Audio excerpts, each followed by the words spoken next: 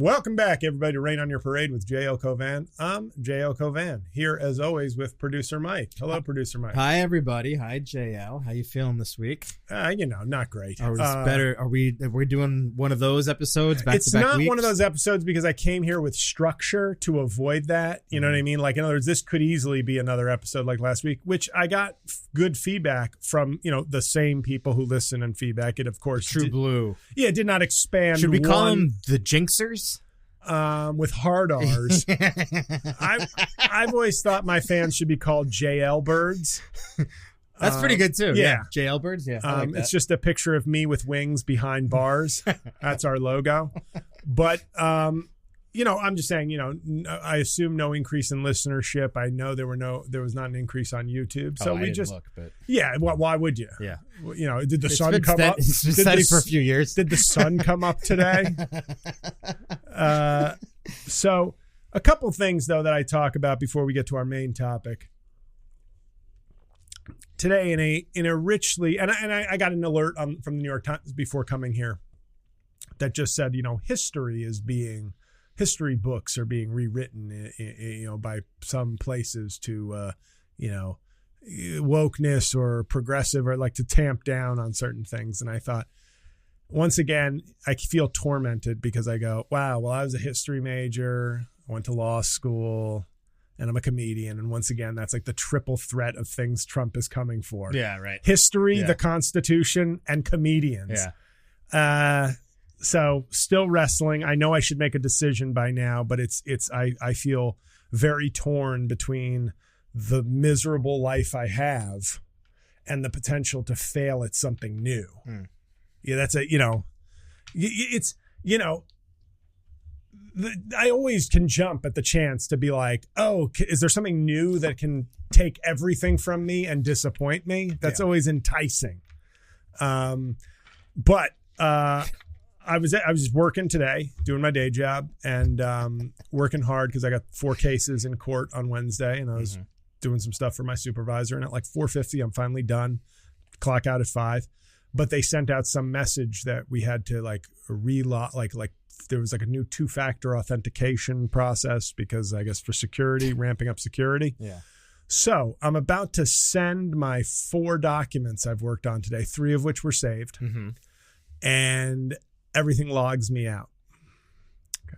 It says, go to your authenticator app, the Microsoft, just get the code there. Right. And I said, oh yeah, I forgot on day 3 of work in July.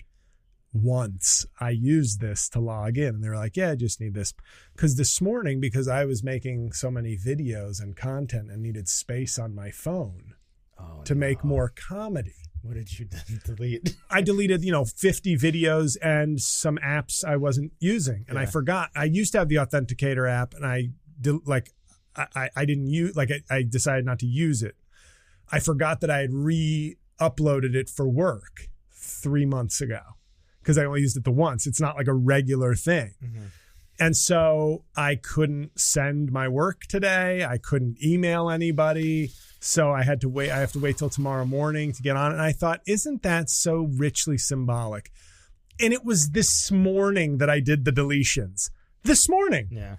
Not 2 weeks ago, like, oh, darn. It was this morning. If I had waited one more morning to delete stuff, I wouldn't have deleted it because I would have needed it an hour ago. Right. And I just thought it's so classic JL's comedy career to be like, oh, let me just delete this stuff. I never use this app. Oh, I need it in 5 hours. I forgot that in 5 hours, I absolutely need this for my job and my mental health. So because I now have 2 dogs that are scared of me in the house, I couldn't pound the table with my fist. I couldn't smash my head into a wall. Yeah. I just had to leave passive aggressively and come here. But I thought, and I was right, retelling the story would get my juice back up. And now you're hot. You can feel that. You can hear it, right? Yeah. So now I'm back. It's better than coffee, better than tea. Yeah. It's fuck my life in a cup. Yeah. So I had a big show in Philly last week. I don't know if you recall. It went. Now you get $200 regardless of how many tickets you sell. But once the club makes back 1,100, the first 1,100 of your ticket sales go to the club, and then I think it's like a 60 or 65-35 split after that expenses. Now, mind you, I appeared on no media despite prolific efforts on my own part to get on media. I was like, hey, Preston and Steve, that's this big show in Philly. I said, Preston and Steve, hey guys, Instagram, Twitter, like, yeah, hey, I got a pretty big following, and the club contacted them. I was like, yeah, he's getting like fact checked. The club doesn't book you on that stuff? There's this kind of general thing in comedy where it's like when I went to eat at Ocean Prime one time and Frank Thomas sat next to me. Right. Now, Frank Thomas is a millionaire Hall of Fame baseball player, gigantic guy. I was only the second biggest guy in the restaurant at the time. Right. And I'm sitting there waiting for my shrimp cocktail that I'm paying $28 for 4. They bring him out 6 for free. Yeah. It's that kind of a thing with comedy. Right. Oh, you're Sebastian Maniscalco. We'll talk to Preston and Steve and get you in there. Right. Oh, Dave Chappelle, we've talked. We've done the legwork. Yeah. We've got you with Whack Off and Jockey Joe at 8 a.m. We pulled the strings. Can't wait to hear you. Love you. Yeah. You're like, hey, I got a decent following and I do impressions, which I hear are good for fucking radio. And they were like, oh, we can see. They usually don't book like one-nighters. I was like, why? Because I have fucking herpes? It's not a truck stop. It's comedy. Yeah. Like I'm not a hooker, with cold sores trying to like suck off a trucker. I'm trying to come on my own expense, take a day off, do your show whatever. Yeah. Fine. But I said, but here's some articles from Reuters and like CBS or whatever of me getting of people having to get fact checked because my impression, people think Trump is saying things he's not because of AI. And I could bring that skill to your radio show. Mm-hmm. Not even a response. Okay. So I end up, as I said, 200's the minimum. After that, I made $206. So that's more than you were expecting. I was expecting 200. Right. But I sold clearly 1 ticket more than what was required. Okay. So they can't call me, minimum JL anymore in the business. Right. Somebody's elevated their game. Yeah. So I do the show. The crowd was a little bit cold, to be honest. They seemed to really like me. And it was the first show I honestly felt that they're here to see me, but they don't really give a shit. Like he makes us laugh on our phones. Right. So let's go see him. And I don't think I was at the top of my game, to be honest. I think I could go on forever about, when you're not getting enough gigs and you have to work a full-time job and you're 46, not 26, that the energy and the reps are just not there the way they were. If I was doing 8 shows a week and that was my entire job, I promise you it'd be A+.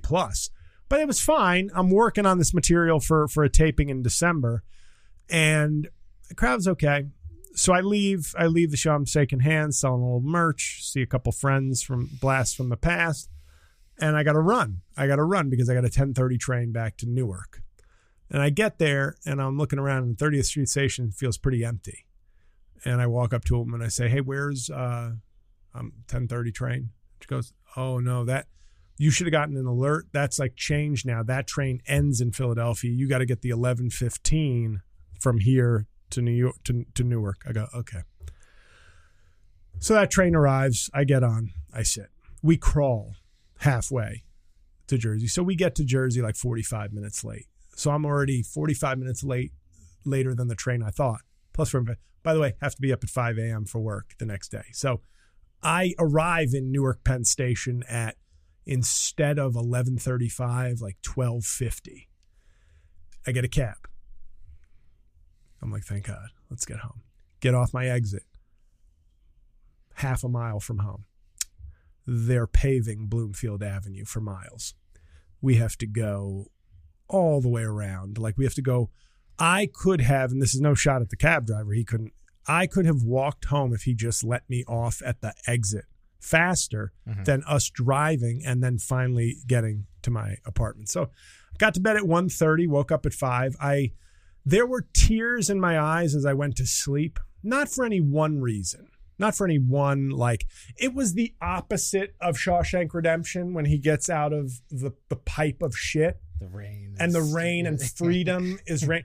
It was the opposite. I felt like I had been further stuffed into a pile of shit. Mm-hmm. And then at the end of the day, at 1:30 a.m., I emerged in a cell with Bob Gunton looking at me. And not just because I have an autographed photo of Bob Gunton literally looking at me in my apartment. It's a long story, but my uncle was a big fan. And that was the one thing I used my celebrity for. Bob Gunton, the warden in Shawshank. He was following me, very complimentary of my stuff. So I said, any chance you could send my uncle an autographed photo for his birthday? Dude sent it. It arrived. He didn't know this. It arrived on his birthday. Great stuff. And so that was like, that's the last time I felt grateful to be a comedian. Yeah. And because of that, my uncle passed away 3 months later. You know, that karma can't last. Right. There's a steep price to pay when J.L's like, my comedy did something good. So that's how Philly went. Philly, Philly ended. I think there was a song Allure featuring 112 called All Cried Out that was out when I was in like high school. That's how it felt at the end of Philly. It felt like I can't cry. It's done. We're done. We're dehydrated when it comes to shows of emotion. It just felt like, what did I just do that for? And now I'm going to wake up exhausted for my job. And that's what happened. I woke up exhausted, made my way up to the Bronx, did some paperwork, stood in court for a couple of hours, and came home and said, okay, I'm okay now. So that's the journey. That's the comedian journey that we all love to hear about. Mike, I've often said on this podcast, why can't black people and Italians? And it's going one way, really, because black people, there's an affinity for Italian culture and icons of the past. Sure. Sometimes, right. But sometimes, John Gotti. But not just criminals. The swagger, the sports, the culture, the flash. There's a real ancestry, cultural ancestry. Yeah. It's not, it's a, I've made this point many times. But then it somehow doesn't reverse. All of a sudden it becomes, why are they so flashy? Why they always got to be bragging? You know what I mean? It's so richly ironic. Yes, I know. Because it's like, the black people love De Niro and Pacino. Like they're and I'm sure they, even if they don't like the music of Sinatra, they like what Sinatra represents. There's a respect and a path shown, a pop culture swagger path laid out. Although I have to, while Frank Sinatra's name has been brought up, I have to say he was a civil rights. Sammy, you can stay in the hotel. Yeah, he would threaten the Vegas casinos that he wouldn't stay or perform in the hotel. Sure. If the now he'd be voting for Trump, but back in the day he was a Democrat until Kennedy pissed him off personally, but that was more of a personal. Some chick that I was into. No, you know that story? How they hit. So he did Kennedy's song when he was running the first time. Kennedy. That was Sinatra. They developed this relationship, and then when Kennedy got in, because Sinatra had alleged mob ties, Johnny Fontaine. That's right.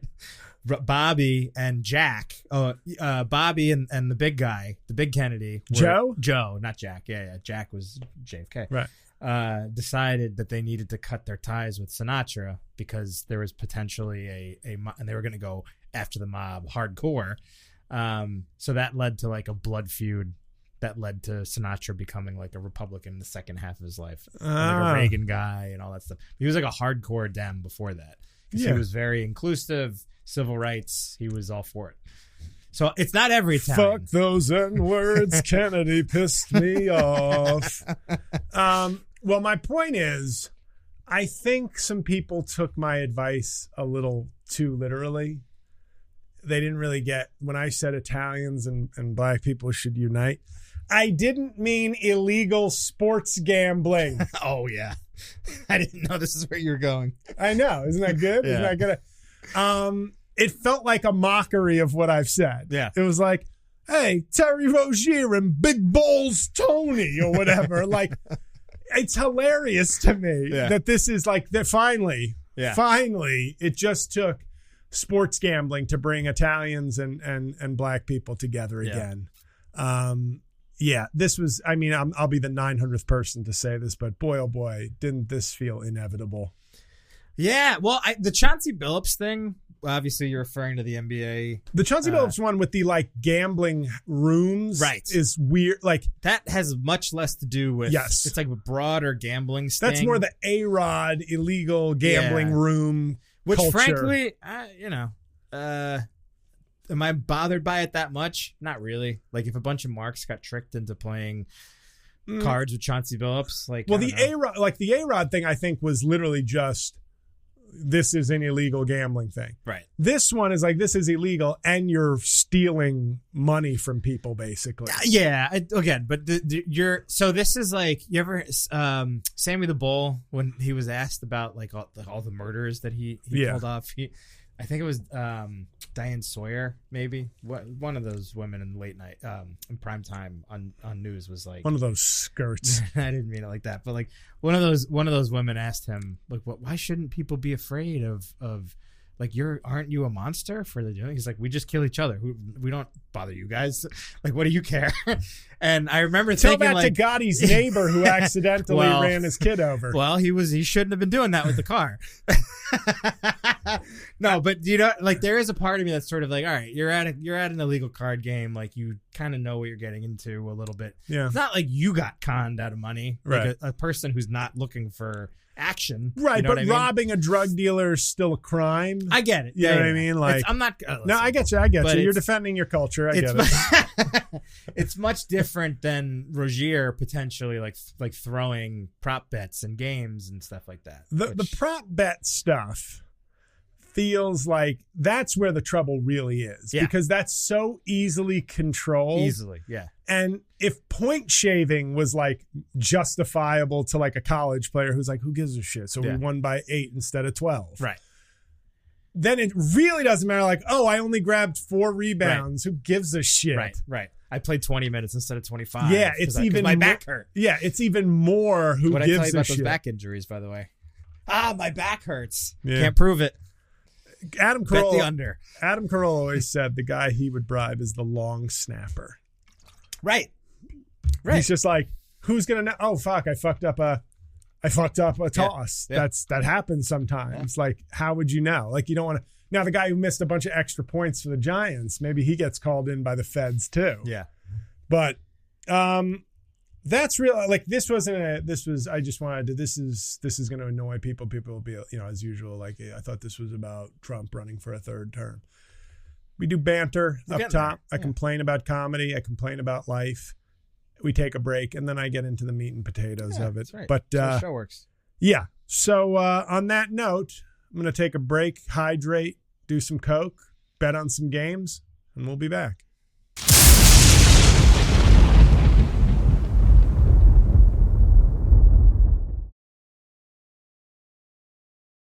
And we're back. Mike, how was that break? Fabulous break. Quick, nice and quick, the way I like them. How do you feel? I almost canceled tonight. Did you really? Yeah. Because you were just not feeling it? You start to say, what is it all for? I like seeing you. I usually have a little pep in my step when I leave. Yeah. I get some things off my chest. I maybe entertain a few dozen people. All good things. But in the grand scheme of things, what am I doing? Am I just distracting myself from the inevitability of my own demise? This is darker than last week, I'm telling you. Yeah. Well, last week had a focus, even though it was dark, because it was really like a pivot point, trying to decide, comedy feels over, but what's my next chapter? And am I willing and able to like make a leap to something of a different degree of difficulty, a different whatever. But we're here, so let's do this, shall we? Mike, how do you feel about extrajudicial killings of Venezuelans in boats? How do I feel? I feel betrayed, bewildered. One of these days I'm going to have a conversation with a libertarian. I try not to, but I'm going to have, because libertarians always seem very adept at you bring up Obama and they'll bring up like drones. Like, they're real peaceniks, the libertarians. Yeah. They'll find an angle that they know their like intellectually less rigorous liberal friend has not explored. Like, he actually deported more people and droned the shit out of like some, including American citizens. I can't abide that. Yeah, right. I am a man of too much principle. Right. To do that. I am a libertarian. I like low taxes. I like my mistresses to get abortions. I enjoy drugs. And that's it. That's my personal philosophy. Some might call it incredibly selfish. I call it libertarianism. And where are they on the extrajudicial killings, on the word of Donald Trump and Pete Hegseth? Where are they on this one? I don't know. I don't have Crickets? a lot of, yeah. But I'm just saying, these are things that will pop into my feed in the general circles we run. And I'm just like, I don't hear much. This feels much more brazen and much more clear cut than anything Obama did. And Obama's people really went through even Bush. Even Bush went through a legal process. You can say the torture memo and all this is bullshit, but he went through a rigorous, maybe rigged process, but to get some kind of lay a foundation that could be relied on and create a historical record. Trump is like, maybe I just kill them.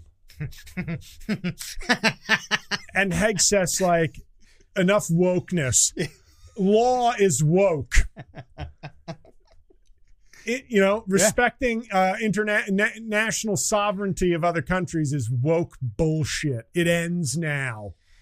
Yeah, I do remember seeing the reports of it a couple weeks, or I guess last week, maybe at the gym. I was like on the treadmill and I was watching this. I was like, this should be like much bigger news, shouldn't it? Aren't we at war? Doesn't that mean we're at war?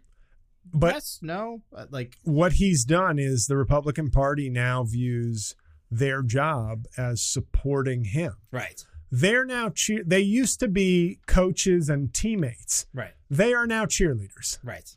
That's all the Republican Party is cheerleaders, with very few exceptions. And fortunately for people like Rand Paul and Susan Collins, always within the margin of whatever needs to be passed. Yeah. So, oh God, we only have 3 votes to spare. I'm predicting 2 Republicans will take a moral stand. Right. We only have 9 votes to spare. 8 Republicans are going to speak their mind. Yeah. 1 vote, everybody shut the fuck up.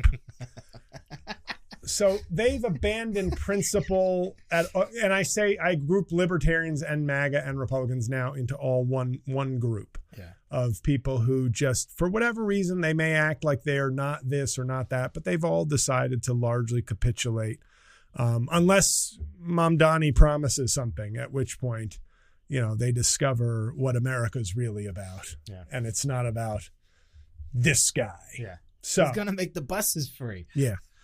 He's Mamdani is a loser. He will make 9/11 a national holiday.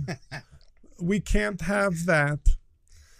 I will add 5,000 cops, 400,000 apartments, and sex parties to the city. Hassan Minaj or whatever his name is will make us less safe.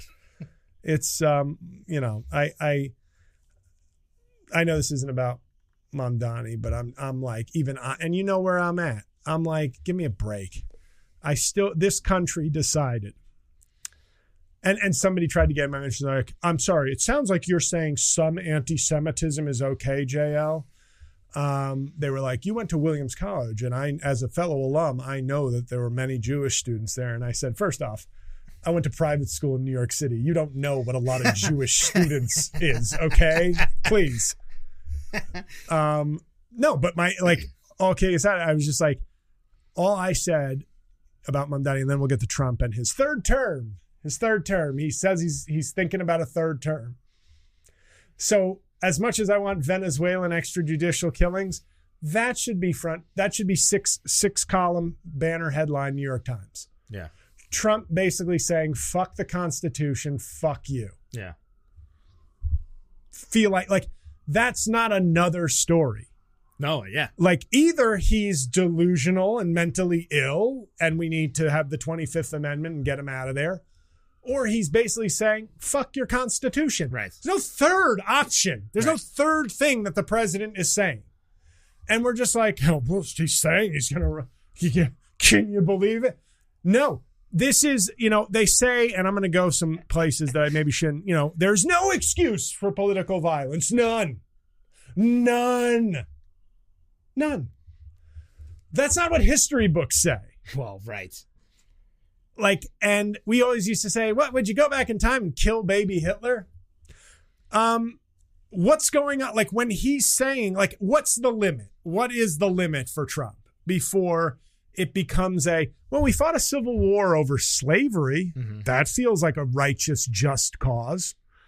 Not according to the history books that are being rewritten right now to be less accurate, but also less woke, which is really the point of history. States' rights thing. It was the war of Northern aggression. Yeah, right. It was slaves were happier.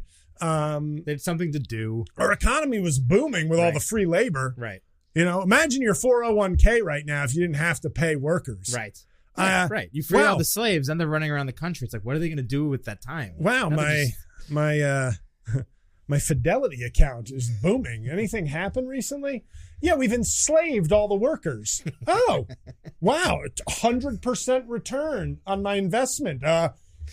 I guess I'm good with slavery because that's why we're a country. That's why we live for our 401ks and our investment portfolios. What else is there really? Right. So to me, that's like when a guy is saying, fuck your when your president is saying, fuck the Constitution or I'm mentally ill. When do we start taking... And I'm not saying like, but looking at this from a historical scope, because we're always talking about like somebody should fucking off Maduro. Yeah. Like we're very flippant about like Trump is trying to do one of these like 70s coups that worked so well in South America. The CIA. Remember how good we made the South America? Democratically elected, but he wants to give free lunches to people. Fuck him, murder him. Murder him. We're good with that. Yeah. We'll come in eventually. Yeah. When half the population's dead, and then that creates a system where over generations they have to flood our country because their countries are not safe. It's this perfect circle of us never taking responsibility. Yeah. Here, the name of the book is Everyone Who Is Gone Is Here. It was my number 2 book of last year on my book review show, and it is a masterpiece. I didn't even know that the book was going to be this like comprehensive, like 50-year look at Central American immigration to the United States. It's an amazing book. I think it's in paperback now. I'm telling you, it is an amazing book. And I didn't even know what I was getting into when I bought it. I just said, it's supposed to be this good book about like Central American immigration. I didn't realize I was going to get like the Bible on like, basically what we did was like, we don't like communists. They elected this guy.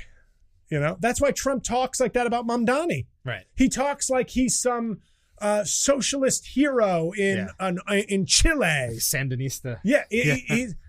And we've got to go in and stop him. Yeah. And Trump clearly, wants to make America great again, which means 1950s racial policy, 1970s international policy. Yeah. So we went into South America and Central America, and we're like, a communist? What? Yeah. Here, murdering butcher. Yeah. Here's guns and money. As long as they're not communists, sure, he's killed 500,000 people, but do you know how many the communists would have killed? Way more. Yeah.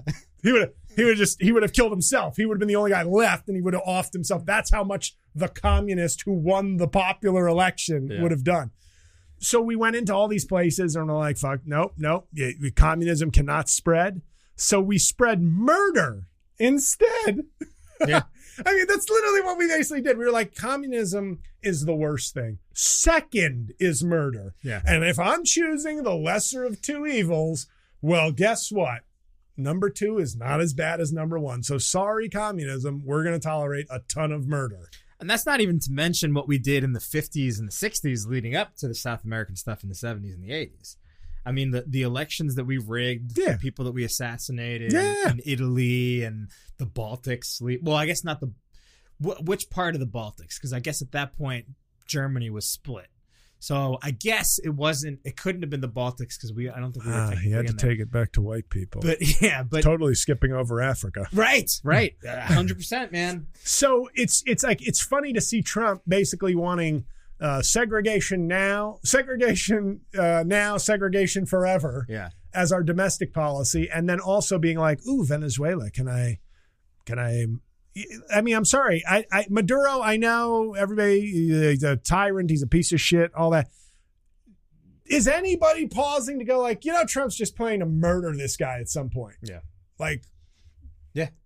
And Trump sucks. Dude. Like Trump is not the murderer killing the pedophile in prison. Right. He's the pedophile telling the murderers that his cellmate is a pedophile and that they should kill him. And he's like, yeah, get him. Totally bad guy. Very nasty. That's who Trump is. And we're like, half of this country is like, yes. Yeah.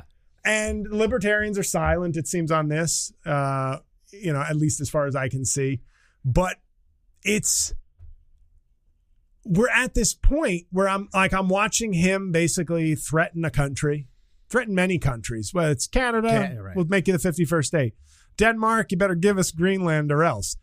Because he views the world through that, like right after World War II, like we're carving up the world. Right. So he really does want to be like an old timey strong man, like where, U.S. presidents could do what they want. Back then we weren't so woke. And so I look at this and I see him say he wants to run for a third term. He's thinking about running for a third term. Just like his hero, FDR. Right. Lincoln never got a third term. He didn't even survive his second term. I got shot and I did better than him. But it's at this point, I look at this and I just go, I believe Trump is calling our bluff in every single way. Us meaning like the establishment of the country? Any decent human being who lives in America. Right. He's calling our bluff. Right. And I'm sorry to bring this up. He's calling our bluff that our structures can't contain him. That norms, he's proven norms don't matter. Laws matter. Right. Norms do not matter. The founders, in all their wisdom, never thought we would elect somebody that the people could ever elect somebody that this is this big a piece of shit, because they would have added so many other qualifiers into eligibility for president. Might have been, I can only have raped slaves. Melania, bad news. You're now a slave. I've got to get out of there. If you don't say you're a slave, then I go to jail. Okay. And I can't be president. You have to move out and move back in with your parents. So norms, the founders never anticipated America reaching a point where they would elect somebody like that, or else there would have been more guardrails. There would have been more text barring someone like that. He's banking on liberals being pussies. And I mean that in every sense of the word, including violence. Yeah. Because he's a bully who, and I know every day that goes by, I go, I'm sorry to do this. Was that a real shooting in Butler, Pennsylvania? It's gotten to the point now where I think I've said this either to you before, but I've certainly said it to other people, where I go, I believe I believe it was an attempted assassination. Mm-hmm.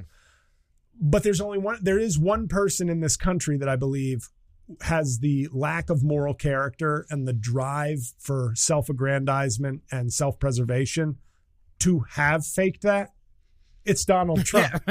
Like, that's what the dilemma is. I do believe it happened. I'm not somebody who's like, that was fake, right? Yeah. I don't think that.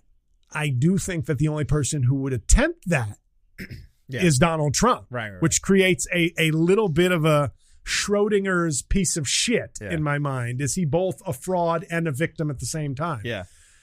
But I do think that there is an element to him that he acts with impunity because I think he doesn't fear the law. He doesn't fear the founders of the Constitution or norms or institutions. And now I think he doesn't fear. I don't think he fears an uprising. I don't think he fears violence. I don't think because in his mind, he's like, the only people who get violent would be my people. Right. Well, yeah. In a crazy way, and that's why he can talk about Charlie Kirk, dying and compare it to him not dying at like a Charlie Kirk funeral service. Yeah. Because if it's not a messianic belief, because I don't think he has any real faith of any kind. Yeah. It is a sort of I'm invincible. Right. And I feel like I'm invincible plus fuck the Constitution is like in many cultures and historical places is the line in the sand.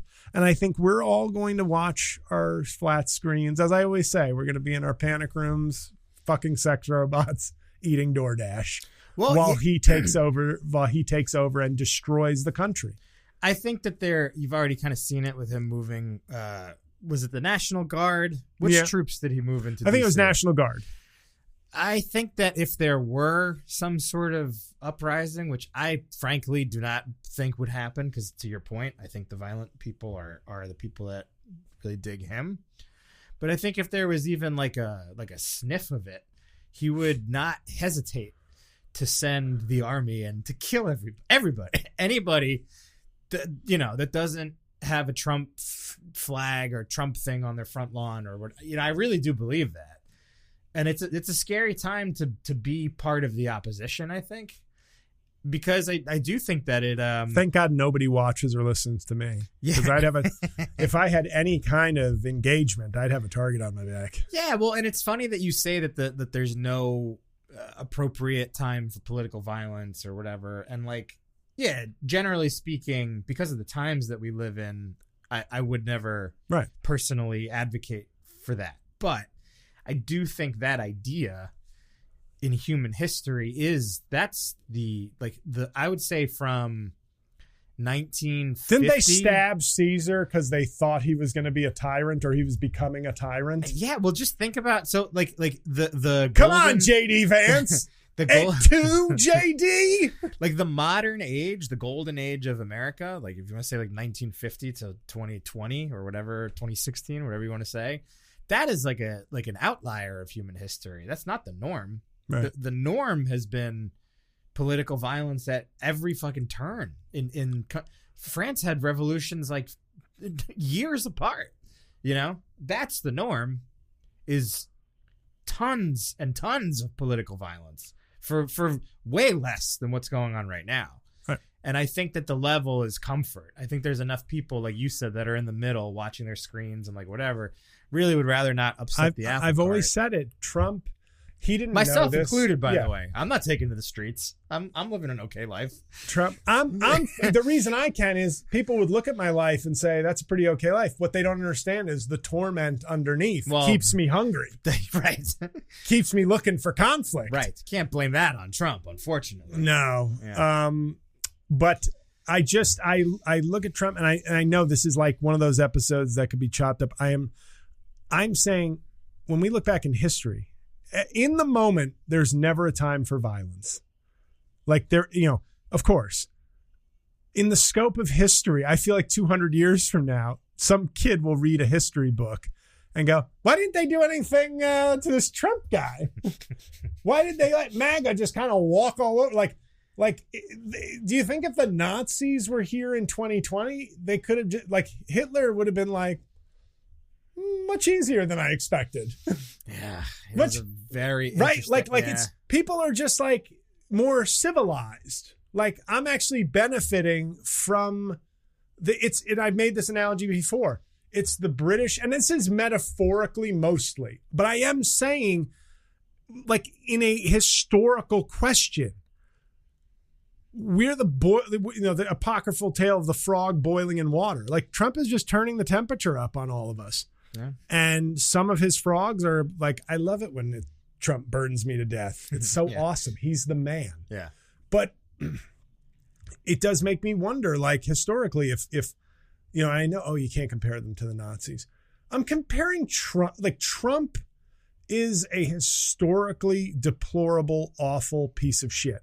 And just like maybe Hitler wouldn't have had to be all Hitlery in 2023 instead of 1933. Yeah. Maybe Hitler would have been more the distinguished leader of Germany's far-right party is here to shake hands with J.D. Vance. Right. As J.D. Vance tells Germany in 2024, stop suppressing the speech of the pro-Nazi political party.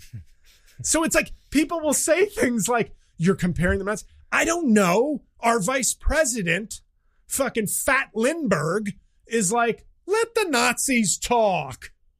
Yeah. Come on, Germany. Who knows Nazis better? You guys or me? Now stop it and let them join.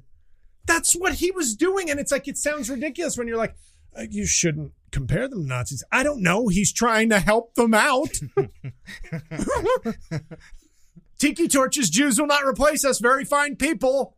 That happened in the Trump's first term. These are like, it's in the words of Jacobin Mugatu. I feel like I'm taking crazy pills. Who's Jacobin Mugatu? Is he some European philosopher? They should. Right? Yeah. They should. There's no youth watching this. So, but it's with Trump, it's a very fine line I'm walking. And I'm asking a historical question really in present day. Agreed. Yeah. Where you're sort of like, when these movements happen, like how long are we going to watch Trump? And the fault here, the civilized response was, again, January 2021, we convict you. You can no longer hold office. Republicans just did their job. The end. That's the peaceful way that's the way the founders intended for this to end. That's the way it should have ended. And by the way, you're a senator, you're given 6 years so that you're not a focused on election bitch like Mitch McConnell is every 6 months. Right. You're supposed to say, we're taking the long view. That's why we have longer terms.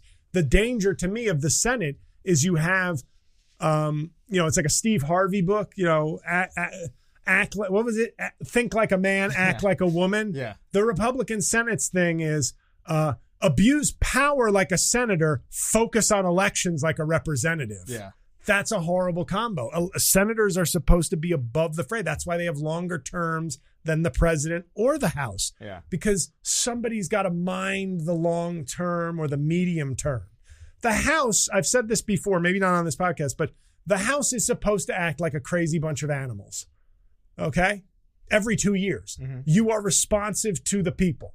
The people have a voice, and you are their voice. That's why House representatives are really just representing. Marjorie Taylor Greene is probably representing a bunch of fucking kooks in Georgia. That's how the system works. Right. She's doing, the goal is to have people outnumber her, but so there's a few towns in Georgia that are fucking batshit. They get a representative. That's the country. That's the House. The Senate is supposed to be the distinguished glasses here going, no, slow down. Yeah. Climate change is a problem. Our long-term fiscal health is something we have to be concerned with. Instead, they're like, what? I'm not, in 5 years, Trump is going to be mad at me. Oh. It's pathetic. Yeah. And that's where I consider the Republican Senate the biggest cowards in our entire political system. They're the ones who handed over their power to Trump. They said, no, you stay. You stay. Your followers just tried to kill us. I'm good. I don't even, do you even remember that time running for your life? I don't. What was that like? Feels like so long ago. What was it, 2 weeks ago? It feels like ages. Mr. President, you're cool. You're cool. So the point is, like, Trump, I have said this before, Trump, there is no end to Trump. Trump is a runaway train, and he would just pick up speed. And if nothing stops him, he would just pick up speed, and we will continue to watch it. And his supporters more than his detractors keep getting used to, the new normal is Trump blows up Venezuelans. Right. That's just what presidents do. Right. Right. You know, we have MMA on the White House lawn. Right. That's not the same. I'm not comparing that, but like the total degradation of politics and our national dignity. Mm-hmm. He keeps showing I can keep digging. Yeah. I can keep doing more illegal things, more violent things, more offensive things, more classless things. I'm going to blow up side of the White House because I feel like it. I'm not even going to follow the procedures I'm supposed to follow. And I'm going to build my own ballroom, which is going to be gaudy and disgusting. So from like the most major important things to the most minuscule, he's a vulgar, disgusting piece of shit. And we're just going to keep letting it happen. And it raises some uncomfortable questions because I don't think there's going to be, I'm not advocating, nor am I think there will be a civil war. I think there will be a change of this country and his supporters will accept it and love it because it's a faith-based movement at this point. And liberals will do their own cognitive dance, which is to blame each other because rather than feel helpless, they'll be smug. Rather than feel helpless in the face of, they will rationalize. I don't want to feel helpless with a racist tyrant, a raping racist, a rapist tyrant that my fellow citizens elected and embrace and celebrate. So it's you centrist Democrat piece of shit. No, it's you pie in the sky liberal socialist. And then he just continues raping countries and people and the Constitution, wiping it with his ass. And so he says he's going to run. He says he's considering running for a third term. And there have been so many lines that have been crossed. And like I said, the impeachment conviction in 2021 should have been the end of it. Any other era in American history, it's the end of it. It's the end of Trump. It's the end of MAGA. I have said this before. In a regular democracy, MAGA is a 30% fringe party that you get worried if they start approaching 35%. Mm-hmm. You go, we got to shut them down. We got to overwhelm them at the ballot. Here, they run government. And maybe it might just be a sign that we've already lost. It might just be done already. I like fighting for things. So I'd like it not to be done. I'd like to think there's still fight left and still something to be won and preserved. But I'm running for a third term. I might run for a third term. He didn't say that as a joke. And I'm so tired of like he's just riling up the libs. No, he's not. Okay. Whether you think it can happen or not or whatever, but he's not. He's banking on creating a situation where he can run for a third term. And at that point, when he goes against the text of the Constitution that so many of these people pretend to love, just like the Bible they pretend to love, what do we do then? Like, what do we do then? And if you think I'm implying something or suggesting something I shouldn't, that's you. Because you know I'm asking the question of what do we do when this guy destroys our country, rips up the Constitution, and becomes a dictator? I'm asking, what do we do? Now, if you think the answer to that is some radical revolution, maybe you're not wrong, but that's not me advocating or saying, but it is at this point where you go, I don't think we have it in us. I think the 60s had it in them. I don't think we have it. I think what we have is we will keep rationalizing and keep finding a safe space until we're dead. And I don't mean murdered. Yeah. I just mean we're going to keep getting used to whatever the new normal is just to be safe and just to be like, well, I still got a wife or a girlfriend and my kids are okay. And, you know, yeah, like he's murdering people in the street and like, but I'm not fucking around. And he's I don't know Venezuelans and these Africans dying of malaria and AIDS. I don't give a shit. Like I care. I'm not a monster, but like, what am I going to do? You know, and so he's in his fourth term and like, you know, Barron raped the chick in the White House, like Saddam Hussein's kids. And like, I guess we're doing that now. Like, you know, and I'm sorry, Barron, if you're a listener, I'm just using you as an example. It could be any Trump son. But the point is, like, when does the ballroom become the, a great joke from a comedian, and then I'll end this torture. A comedian, Brian DeMena, had this great joke, and I remember I laughed so hard at it when I heard him tell it. And then we were both on a bringer show at Gotham, and he told it, and I think I was the only one laughing, and I was just like, fuck these people. And I was pretty new, but I was like, no. He said, so Saddam Hussein in his palace had a rape room. And I'm like, how much raping are you doing that you have a rape room? He was like, excuse me, please stop raping in the living room. We have a room for that. We're not savages. I just thought it was such a good, it's a dark joke, but it was so good. When do we get there? I just think this is more of a depressing and scary food for thought, where nobody says this. You're not allowed to say this. And I get why.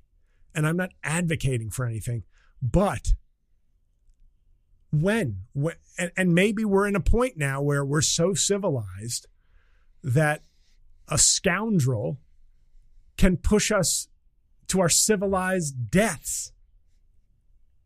And we'll be back with Comedy Talk.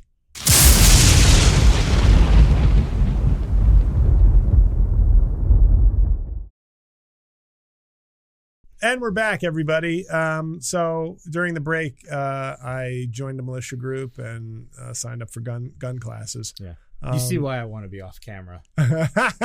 No, I understand, and I know this, but this is like I'm saying this as like from a historical standpoint.